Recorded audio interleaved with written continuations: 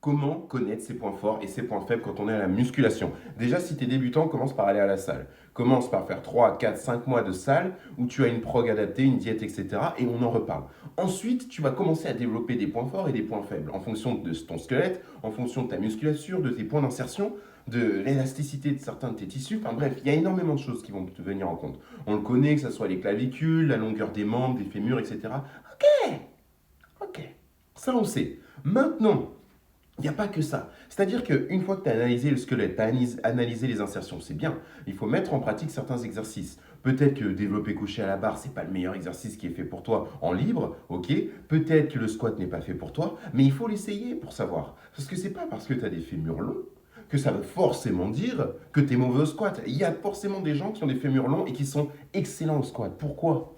Parce qu'ils ont cette mobilité, c'est-à-dire cette capacité à produire de la flexion dorsale de cheville qui leur permettent de valider un squat.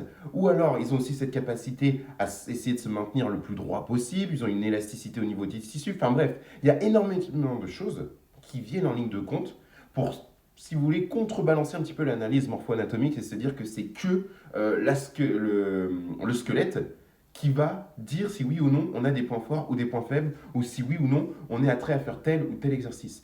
Gardez ça en tête, et ça va bien se passer.